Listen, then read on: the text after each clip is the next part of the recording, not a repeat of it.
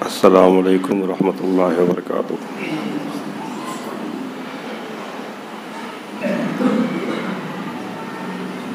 الحمد للہ رب العالمین والصلاة والسلام علی سید المرسلین وعلی آلہ واصحابہ اجمعین۔ درود و سلام کا ہدیہ پیش کریں۔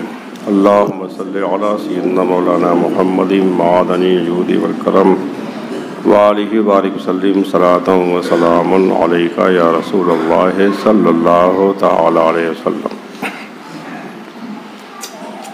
حضرات، اب ہم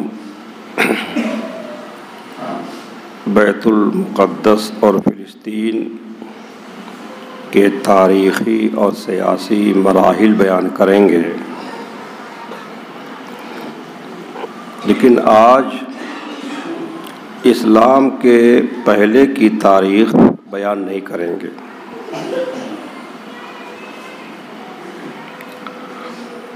فلسطین کی اور بیت المقدس کی اسلامی فتح بیان کرتے ہیں، پھر کبھی بعد میں پہلے کے احوال بیان کر دیے جائیں گے۔ نبی کریم رحمت عالم صلی اللہ تعالی علیہ وسلم کے دور پاک میں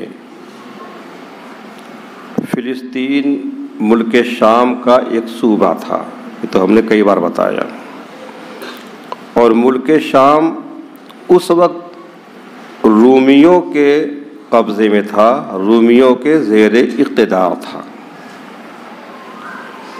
اور اس سے کچھ پہلے ہی اہل روم عیسائی ہو چکے تھے۔ اس سے پہلے ان کا کوئی مذہب اپنا رہا ہوگا، وہ عیسائی ہو چکے تھے، نصرانی ہو چکے تھے، اور دنیا کی بڑی طاقتیں دو مانی جاتی تھیں، ایک قیصر ایک کسریٰ۔ روم کے بادشاہ کو قیصر کہتے اور ایران کے بادشاہ کو کسریٰ کہتے، اور اللہ کے حبیب رحمت عالم صلی اللہ علیہ وسلم نے یہ خبر دے دی تھی کہ کسریٰ ہلاک ہوگا، پھر کوئی کسریٰ پیدا نہ ہوگا، اور قیصر بھی ہلاک ہوگا، پھر کوئی قیصر پیدا نہ ہوگا۔ یہ پورا ملک شام رومیوں کے قبضے میں تھا، روم میں شامل تھا۔ اللہ کے حبیب رحمت عالم صلی اللہ علیہ وسلم کی ظاہری زندگی میں تو پورا ملک عرب، جزیرے عرب اسلام لا چکا تھا، بتوں سے مشرکوں سے خالی اور پاک ہو چکا تھا۔ باہر کی فتوحات بعد میں ہوئی ہیں۔ خلیفہ اول حضرت ابوبکر صدیق رضی اللہ تعالیٰ عنہ نے ملک شام کو فتح کرنے کے لیے، چونکہ اسی میں فلسطین تھا، بیت المقدس تھا اور مسجد اقصیٰ تھی، تو انہوں نے ملک شام کو فتح کرنے کے لیے سن 633 عیسوی میں کئی لشکر روانہ کیے۔ ان لشکروں کی قیادت حضرت عمرو بن عاص رضی اللہ تعالیٰ عنہ، حضرت یزید بن ابی سفیان رضی اللہ تعالیٰ عنہ، یہ یزید ابو سفیان کے صاحبزادے ہیں، امیر معاویہ کے بھائی ہیں، اور جو ظالم یزید گزرا ہے وہ تو امیر معاویہ کا بیٹا تھا، یہ صحابی ہیں۔ اور حضرت شرحبیل بن حسنہ رضی اللہ تعالیٰ عنہ اور حضرت ابو عبیدہ بن جراح رضی اللہ تعالیٰ عنہ، ان بزرگوں نے، ان مجاہدین نے ان لشکروں کی قیادت کی۔ کچھ فتوحات حاصل ہوئیں، لیکن صدیق اکبر کا زمانہ خلافت بہت مختصر رہا، اور اندرونی جو بغاوت ہو گئی تھی، کچھ مرتد ہو گئے تھے، کچھ لوگوں نے نبوت کا دعویٰ کیا تھا، ان سے بھی جہاد کیا انہوں نے، کتنا وقت ان کا اس میں ہو گیا، لگ گیا۔ پھر خلیفہ دوم حضرت عمر فاروق اعظم رضی اللہ تعالیٰ عنہ کے عہد میں مسلمانوں نے ملک شام کو بھی فتح کیا، فلسطین کو بھی فتح کیا، بیت المقدس کو بھی فتح کیا۔ اس دور میں بیت المقدس کی فتح کے احوال ہم سناتے ہیں۔ یہ فتوح الشام کتاب ہے، تاریخ کی بڑی معتبر کتاب ہے، عربی میں ہے، اور فیضان فاروق اعظم نامی یہ کتاب جو ہے شائع کی ہے دعوت اسلامی والوں نے، تو فتوح الشام کے حوالے سے اس میں کچھ ان کے حالات بیان کیے ہیں۔ تو بیت المقدس کی جو فتح فتوح الشام میں مذکور ہے، ہم اس کو بیان کرتے ہیں۔ اسلامی لشکر کے سپہ سالار سیدنا ابو عبیدہ بن جراح رضی اللہ تعالیٰ عنہ فتح یرموک کے بعد، یعنی پہلے یرموک کو فتح کیا، وہ بھی جو ہے رومیوں کے قبضے میں تھا، اس کو فتح کیا۔ اس کے بعد اسلامی لشکر کے ساتھ دمشق آ چکے تھے۔ یہ دمشق جو ہے ملک شام میں ہے، آج بھی دمشق کہتے ہیں، اصل لفظ ہے دمشق۔ تو آپ نے اپنے ساتھیوں سے، اصحاب سے مشورہ کیا کہ اب کیا کیا جائے۔ یہ دو بڑے اہم شہر ہیں، ایک قیصاریہ ہے اور ایک بیت المقدس ہے۔ تو پہلے اب قیصاریہ روانہ ہوا جائے، اس کو فتح کیا جائے، یا پہلے بیت المقدس کو فتح کیا جائے۔ پھر سیدنا معاذ بن جبل رضی اللہ تعالیٰ عنہ کے مشورے سے سیدنا فاروق اعظم کی بارگاہ میں یہ خط لکھا، یعنی جب اپنے اصحاب سے مشورہ کیا تو حضرت معاذ بن جبل بھی لشکر میں شریک تھے، مشورہ دیا کہ اس بارے میں خلیفہ وقت حضرت عمر فاروق اعظم سے مشورہ کر لیا جائے، خط بھیج کر کے معلوم کر لیا جائے، جہاں کا وہ حکم دیں وہاں حملہ کیا جائے۔ تب ابو عبیدہ بن جراح نے ایک مکتوب، ایک خط جو ہے لکھ کر کے فاروق اعظم کی بارگاہ میں بھیجا۔ اس میں یہی پوچھا تھا کہ دونوں شہروں میں سے کس شہر کا انتخاب کیا جائے، قیصاریہ کا پہلے انتخاب ہو یا بیت المقدس کا۔ سیدنا فاروق اعظم رضی اللہ تعالیٰ عنہ نے جب آپ کو یہ خط ملا ہے تو آپ نے تمام جلیل القدر صحابہ کرام کو اکٹھا کیا، اس میں مولائے کائنات حضرت علی بھی شریک تھے، مشورہ کیا کہ کیا کیا جائے۔ ابو عبیدہ نے یہ پوچھا ہے، تو اس میں مولائے کائنات حضرت علی شیر خدا کرم اللہ تعالی وجہ الکریم بھی تھے۔ انہوں نے عرض کیا کہ اے امیر المومنین، آپ اسلامی لشکر کو بیت المقدس کی طرف روانگی کا حکم دیں، پہلے بیت المقدس کو فتح کیا جائے، اس کے بعد قیصاریہ کو فتح کیا جائے۔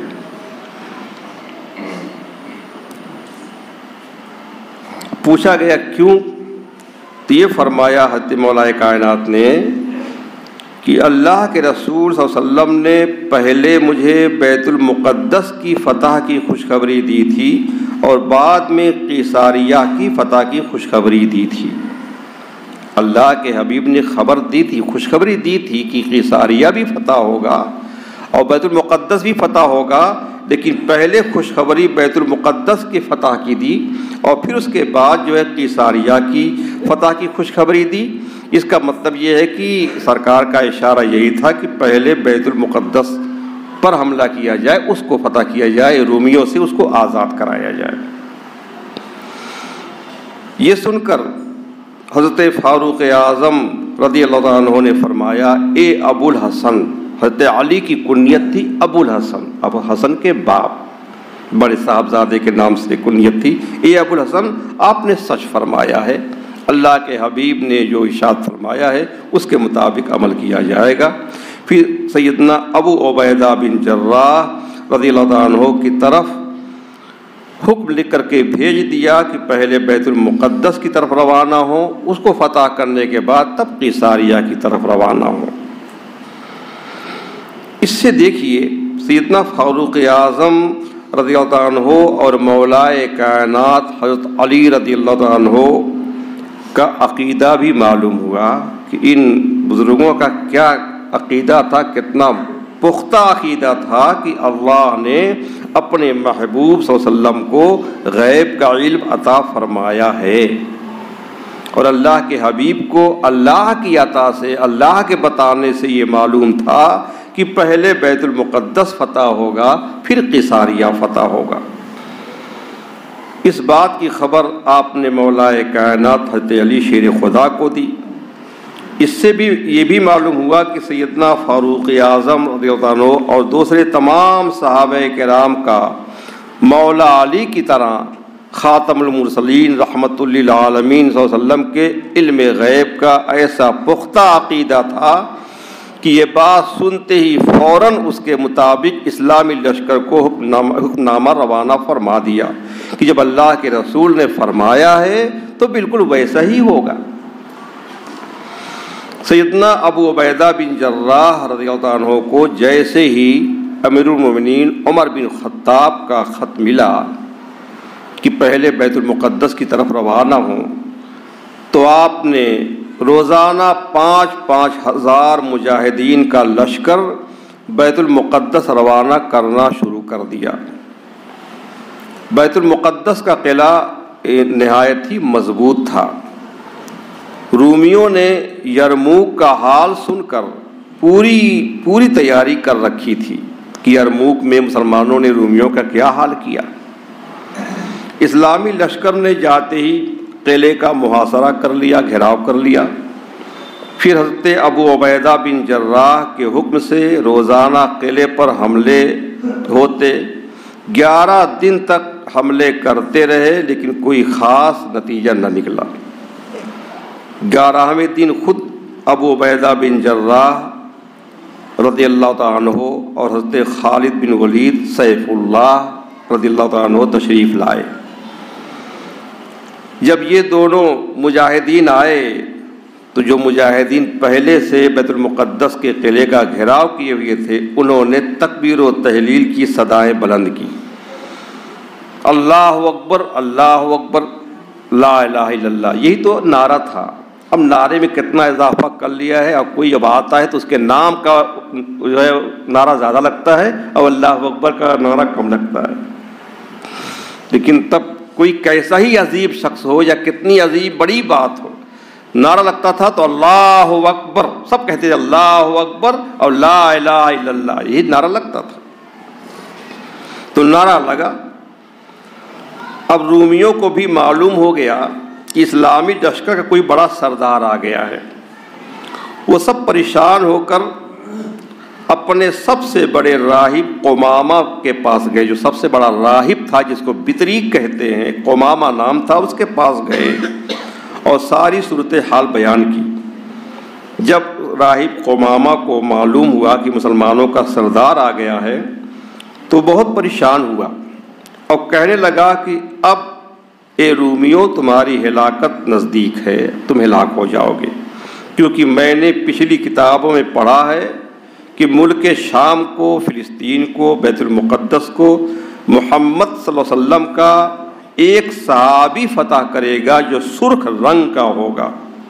اگر یہ وہی سردار ہے تو صلح کے علاوہ کوئی دوسری صورت نہیں ہے، صلح کرنی ہوگی، جنگ بند کرنی ہوگی۔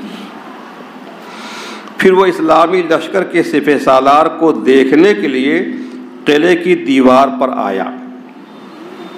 کتابوں میں پڑھا تھا، حلیہ پورا بیان تھا کہ جو سپہ سالار جو مجاہد فتح کرے گا اس کا حلیہ ہوگا، چہرہ ایسا ہوگا، نقشہ ایسا ہوگا۔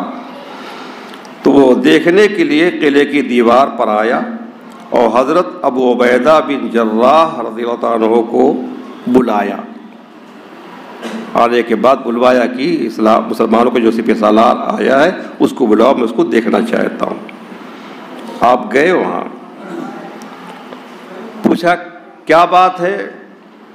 تو ابو عبیدہ بن جراح نے وہی کہا کہ یا تو تم اسلام قبول کرو، یہ پہلی پیشکش ہے، آپ سب لوگ اسلام قبول کر لیں اور یہ قلعہ ہمارے حوالے کر دیں، یہ شہر، اور اسلام قبول کرنا گوارا نہیں ہے تو جزیہ دے کر امان حاصل کرو، یعنی یہ تو شہر ہمارے حوالے کر دو، سلطنت تو اللہ کی ہوگی، اور جو ہے جزیہ دو، ذمہ بن کے رہو۔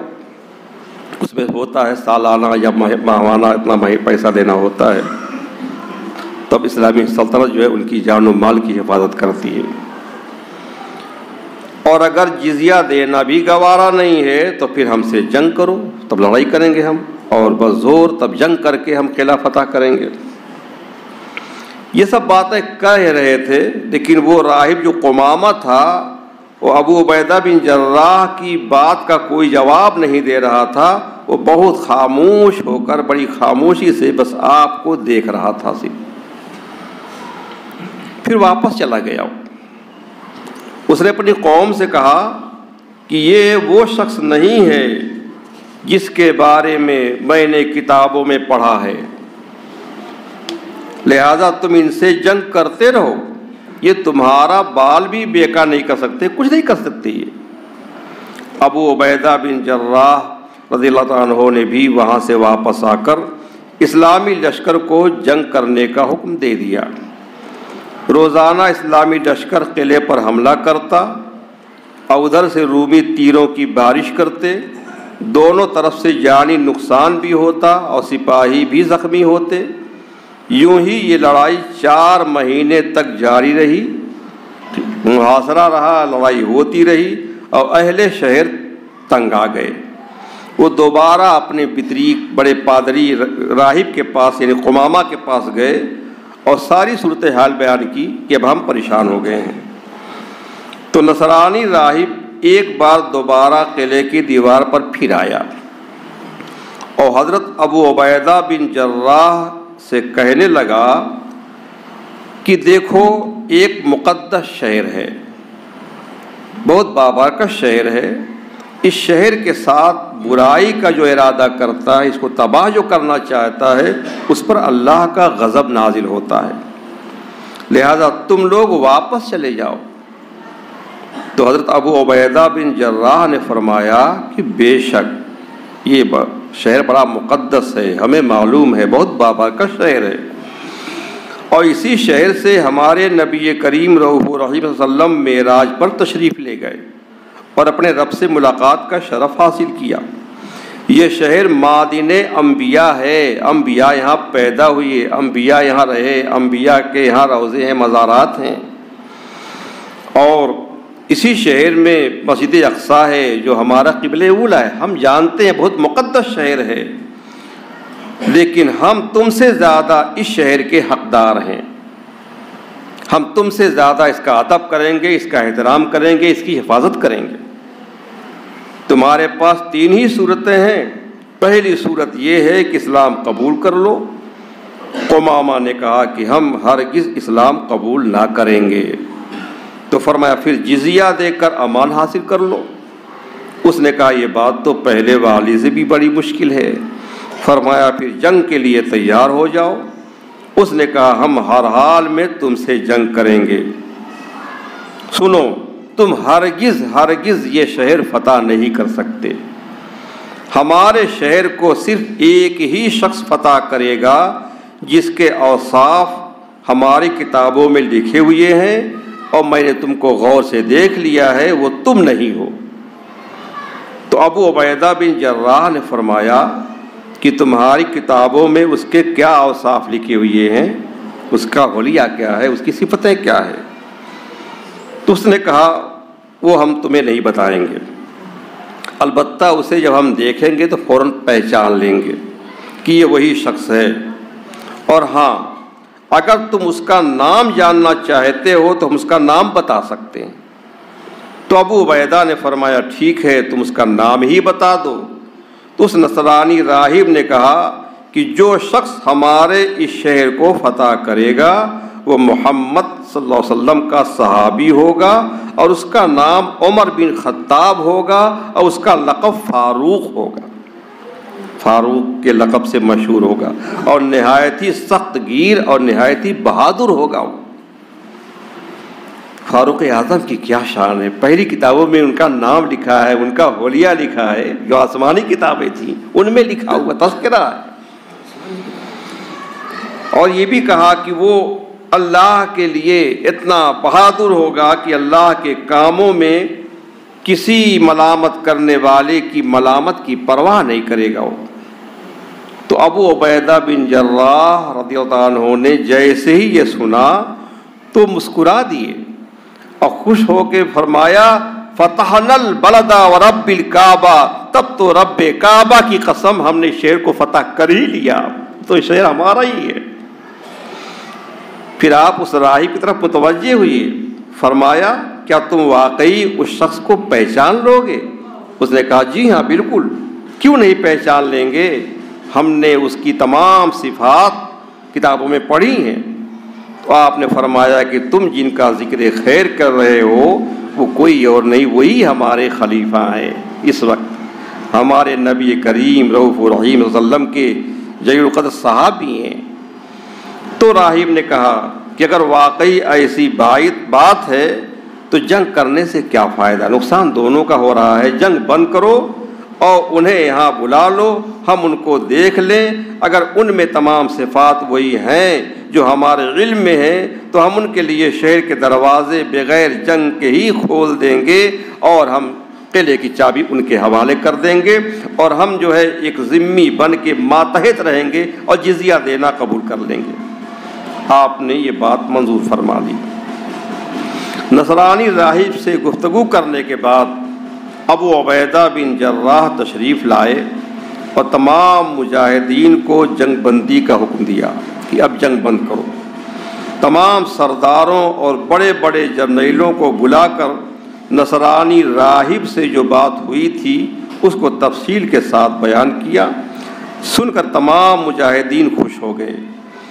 اب ایک خط اور اس میں تمام تفصیلات لکھ کر کے امیر المومنین حضرت عمر بن خطاب فاروق اعظم کی بارگاہ میں بھیجا، میسرہ بن مسروق صحابی کے ہاتھ، حضرت میسرہ بن مسروق کے ہاتھ جو بھیج دیا کہ یہ صورتحال ہے۔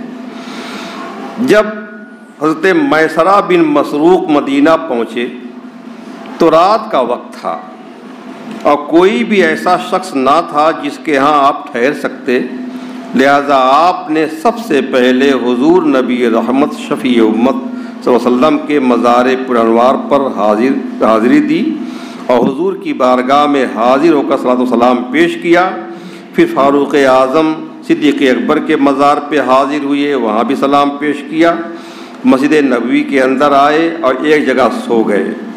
چونکہ کافی دن سے سوئے نہ تھے اس لیے فوراً نیند آ گئی، اور پھر سیدنا عمر فاروق اعظم کی اذان کی آواز پر آپ کی آنکھ کھلی۔ کبھی کبھی فاروق اعظم خلیفہ ہو کر خود اذان دیا کرتے تھے، اس دن اذان خلیفہ وقت ہی نے دی تھی، تو فاروق اعظم کی اذان سن کر کے آپ کی آنکھ کھلی۔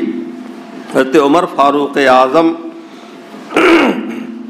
رضی اللہ تعالیٰ عنہ اذان دے کر مسجد میں داخل ہوئے اور یوں آواز دینے لگے، چونکہ مسجد نبی شریف میں بہت لوگ معتکف ہوتے تھے، بہت سے مسافر ہوتے، لوگ سوتے تھے، تو یوں آواز دینے لگے الصلاۃ رحمکم اللہ، یعنی نماز کا وقت ہو چکا ہے، اے سونے والو جاگ جاؤ، اللہ تم پر رحم کرے۔ تو مسروق بھی اٹھے، وضو کیا اور سیدنا فاروق اعظم کی اقتداء میں فجر کی نماز ادا کی، اور نماز کے بعد بارگاہ فاروقی میں حاضر ہوئے اور سلام عرض کیا۔ فاروق اعظم نے فرمایا خوشخبری لائے ہو؟ عرض کیا رب کعبہ کی قسم بہت بڑی خوشخبری ہے۔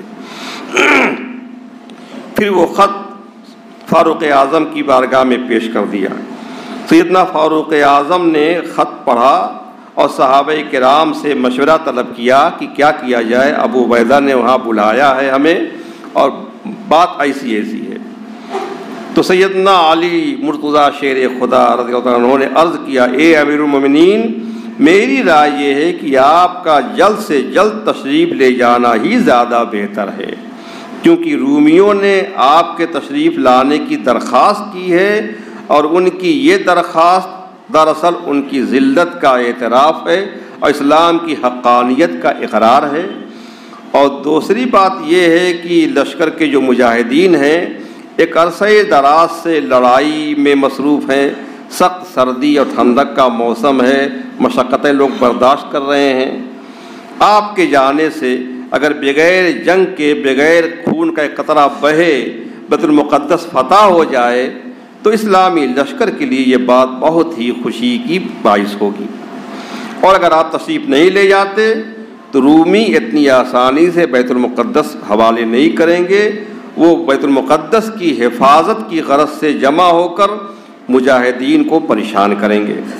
فاروق اعظم نے مولا علی کے اس مشورے کو پسند فرمایا اور ملک شام کے سفر کی تیاری شروع فرما دی۔ امیر المومنین حضرت سیدنا فاروق اعظم کا بیت المقدس جانے کا فیصلہ سن کر پورے مدینہ منورہ میں خوشی کی لہر دوڑ گئی۔ آپ نے اپنے سفر کا آغاز فرماتے ہوئے سب سے پہلے مسجد نبوی شریف میں آئے، 4 رکعت نماز ادا کی، حضور نبی رحمت شفیع امت صلی اللہ علیہ وسلم کے مزار پر انوار پر حاضری دی، صلاۃ و سلام پیش کیا، سیدنا صدیق اکبر کے مزار پہ حاضری دی، وہاں بھی سلام پیش کیا۔ آپ نے اپنے بعد سیدنا علی مرتضیٰ شیر خدا کو اپنا نائب مقرر فرمایا اور مدینہ منورہ سے چند ساتھیوں کو لے کر کے آپ روانہ ہوئے۔ تمام اہل مدینہ آپ کے ساتھ باہر تک آئے، سب سے سلام و مصافحہ کیا اور مدینہ منورہ سے بیت المقدس کی طرف جو ہے آپ روانہ ہوئے۔ تمام لوگوں نے آپ کو الوداع کیا۔ آپ کی سواری آپ کا ذاتی سرخ اونٹ تھا اور زاد راہ نہایت ہی مختصر تھا، جس میں 2 تھیلیاں تھیں، ایک میں ستو، ایک میں چھوہارے تھے، پانی کا ایک مشکیزہ، کھانے کے لیے ایک بڑا پیالہ تھا۔ وقت کا خلیفہ سفر کر رہا ہے، لمبا سفر کر رہا ہے اور زیادہ سفر یہ ہے۔ آپ کے شریک سفر وہ اصحاب بھی تھے جو جنگ یرموک کے بعد مدینہ واپس آ گئے تھے، حضرت زبیر بن عوام، عبادہ بن صامت اور بھی صحابہ کرام۔ آپ کے سفر کی یہ نوعیت ہوتی تھی کہ نماز فجر کے بعد سفر طے فرماتے، سفر کرتے اور ظہر کی نماز تک چلتے رہتے، ظہر کے بعد کسی مقام پر ٹھہر جاتے اور اصحاب کو واعظ و نصیحت فرماتے، اللہ کا خوف یاد دلاتے، کثرت عبادت، آخرت کا تذکرہ، اس طرح کی نصیحتیں فرماتے تھے۔ جب کھانے کا وقت آتا تو اپنا زاد راہ نکالتے، ستو اور کھجوریں اپنے برتن میں ڈالتے اور اپنے ہم سفر ساتھیوں کو کھلاتے۔ جن جن راستوں سے گزر جاتے وہاں کے لوگوں کو خبر ہو جاتی، وہاں کے لوگ اپنے مقدمات آپ کی بارگاہ میں پیش کرنے کے لیے حاضر ہوتے، اپنے مقدمات پیش کرتے، فریادیں کرتے، آپ قرآن و حدیث کی روشنی میں ان کا فیصلہ کرتے، سب کو انصاف دیتے۔ آپ نے اپنا سفر مسلسل جاری رکھا، یہاں تک کہ ملک شام کی سرحد میں داخل ہو گئے۔ وہاں پہنچ کر آپ نے عربی شہ سواروں کا ایک قافلہ دیکھا، سیدنا زبیر بن عوام کو پتہ لگانے کے لیے بھیجا تو معلوم ہوا کہ وہ ملک شام میں موجود اسلامی دستہ امیر المومنین کی تشریف آوری کی خبر لینے کے لیے آیا ہے۔ زبیر بن عوام نے انہیں خوشخبری دی کہ امیر المومنین ملک شام کی سرحد میں تشریف لا چکے ہیں۔ پھر وہ قافلہ فاروق اعظم کی بارگاہ میں حاضر ہوا، سلام کیا، مصافحہ کیا، دست بوسی کی۔ فاروق اعظم نے سوال کیا کہ تم لوگ یہاں کس لیے آئے ہو؟ عرض کیا، اے امیر المومنین، آپ کی تشریف آوری کے انتظار میں پورا اسلامی لشکر اپنی آنکھیں بچھائے ہوئے ہے، گردنیں اٹھا اٹھا کر مدینہ منورہ سے آنے والے راستے پر نظریں جمائے ہوئے ہے، ہر شخص آپ کے دیدار کے لیے بے چین ہے، لہذا اسلامی لشکر کے سپہ سالار امین الامہ ابو عبیدہ بن جراح نے آپ کی خبر معلوم کرنے کے لیے ہمیں بھیجا ہے۔ اگر آپ اجازت عطا فرمائیں تو ہم واپس جا کر اسلامی لشکر کو آپ کے آنے کی خوشخبری سنا دیں۔ آپ نے اجازت عطا فرمائی۔ اس قافلے نے اسلامی لشکر میں پہنچ کر سپہ سالار ابو عبیدہ بن جراح کو حضرت عمر فاروق اعظم کی آمد کی خوشخبری دی۔ ہر سپاہی یہ چاہتا تھا کہ وہ امیر المومنین کے استقبال کے لیے نکلے، لیکن ابو عبیدہ بن جراح نے منع فرما دیا اور خود امیر المومنین کے استقبال کے لیے روانہ ہوئے۔ ابو عبیدہ بن جراح کا قافلہ حضرت عمر فاروق اعظم کے قافلے سے ملا۔ ابو عبیدہ نے اپنی اونٹنی بٹھائی، سوار جو ہے اونٹنی بٹھائی، نیچے اترے اور فاروق اعظم کی خدمت میں حاضر ہوئے، سلام پیش کیا، مصافحہ کیا، گلے ملے۔ باقی اصحاب نے بھی اسی طرح ملاقات کی۔ پھر یہ قافلہ اسلامی لشکر کی طرف روانہ ہوا اور بیت المقدس کے قریب پہنچا۔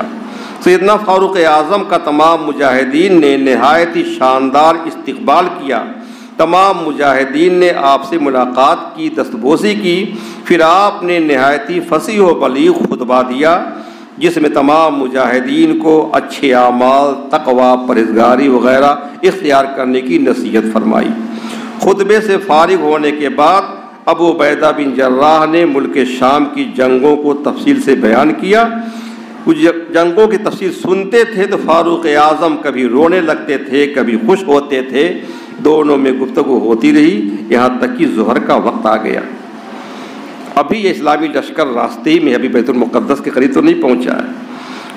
سید عالم نور مجسم صلی اللہ علیہ وسلم کے عاشق صادق مؤذن رسول حضرت بلال حبشی رضی اللہ عنہ بھی وصال رسول کے بعد مدینہ طیبہ سے ملک شام چلے آئے تھے۔ جب حضور کا وصال ہو گیا تو ان کو مدینہ اچھا لگتا نہیں تھا، بے چین رہتے تھے، تڑپتے رہتے تھے، اس لیے ملک شام چلے گئے تھے اور اسلامی لشکر میں شامل ہو کر وہ جہاد میں مصروف رہتے تھے۔ شفیع المذنبین رحمۃ اللہ علیہ وسلم کے وصال کے بعد آپ نے اذان کہنا چھوڑ دی تھی، کیونکہ اذان کہتے تھے تو سرکار مسجد میں موجود ہوتے تھے، حضور کا چہرہ دیکھا کرتے تھے، اذان کیا کرتے تھے۔ اب اذان کہنا چھوڑ دی تھی۔ اپنے آقا و مولا صلی اللہ علیہ وسلم کی جدائی اور فرقت کے رنج و غم میں وہ ایسے شکستہ ہو گئے تھے کہ اذان دیتے وقت انہیں سخت غم اور قلق لاحق ہو جاتا تھا۔ اپنے محبوب کی یاد میں اتنا روتے تھے کہ اذان کو مکمل کرنا مشکل ہو جاتا تھا۔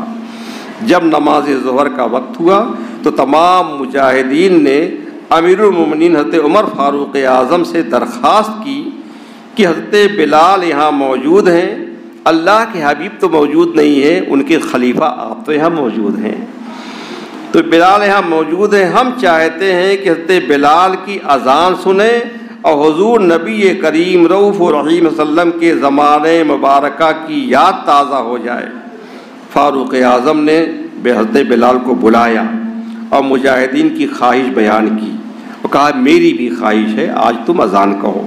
حضرت بلال نے اذان دینا بالکل چھوڑ دی تھی، کسی کے کہنے پر بھی اذان نہ دیتے تھے، لیکن فاروق اعظم کا بہت ہی ادب کرتے تھے، احترام کرتے تھے، آپ کے حکم کو ٹال نہ سکے اور اذان دینے پر راضی ہو گئے۔ اب اسلامی لشکر ہے، وہاں صحرا میں میدان میں اذان ہو رہی ہے، اذان بلالی۔ سیدنا حضرت بلال نے اذان کہنا شروع کی، بلند آواز سے اللہ اکبر کہا۔ ان کی آواز میں وہ درد تھا کہ لشکر اسلام پر لرزہ طاری ہو گیا، رسول کا زمانہ یاد آ گیا، لرزہ طاری ہو گیا، مجاہدین کی آنکھیں اشکبار ہو گئیں، محبوب اکرم رحمت عالم صلی اللہ علیہ وسلم کا زمانہ یاد آ گیا۔ اس وقت تو اللہ کے رسول کے دیدار سے اپنی آنکھوں کو ٹھنڈا کر لیا کرتے تھے، آج وہ دیدار کہاں نصیب۔ تمام مجاہدین شدت غم سے کانپنے لگے۔ جب حضرت بلال اشہد ان محمد رسول اللہ پر پہنچے صلی اللہ علیہ وسلم، جب اس پر پہنچے تو پورے لشکر میں ایک کوہرام مچ گیا۔ اب عادت کے مطابق ان کی نظر بھی اٹھ گئی کہ سامنے اللہ کے حبیب ہوتے، حضور کا چہرہ دیکھتے اور کہتے اشہد ان محمد رسول اللہ، میں گواہی دیتا ہوں کہ یہ پیارے محمد اللہ کے رسول ہے۔ فرمایا تو عادت کے مطابق نگاہ اٹھ گئی، لیکن اللہ کے حبیب کا چہرہ تو اب سامنے نہیں تھا۔ پورے لشکر میں ایک کوہرام مچ گیا۔ صحابہ کرام اپنے محبوب آقا صلی اللہ علیہ وسلم کی یاد میں تڑپنے لگے، آہو بکا کا شور بلند ہو گیا۔ شدت غم سے مجاہدین ایسے تڑپتے تھے کہ ابھی ان کے دل پھٹ جائیں گے۔ بعض پر تو بے ہوشی طاری ہو چکی تھی، فاروق اعظم پر بھی گریہ طاری تھا، وہ رو رہے تھے بے تحاشا۔ حضرت بلال کی حالت بھی ناقابل برداشت تھی، لگتا تھا وہ اذان پوری نہ کر پائیں گے۔ اسلامی لشکر پر غم اور اضطراب کی وہ کیفیت طاری تھی کہ رونے چیخنے کے سوا کچھ سنائی نہ دیتا تھا۔ ایسا لگتا تھا کہ کہ ہزاروں جانیں ایک ساتھ نکل جائیں گی، کسی کو بھی اپنے تن و من کا ہوش نہ تھا۔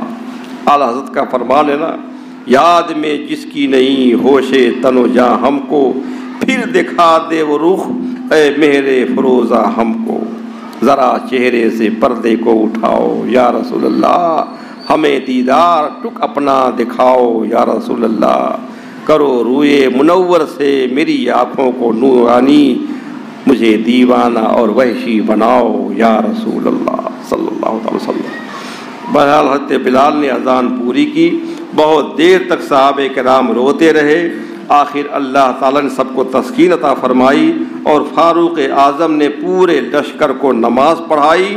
اس کے بعد بیت المقدس کے قلعے کی طرف جانے کا ارادہ فرمایا۔ اب اس کے بعد کا بیان بعد میں ہوگا۔ اللہ تعالیٰ ہم کو بھی اپنے پیارے صلی اللہ علیہ وسلم کا سچا عشق، سچی محبت عطا فرمائے۔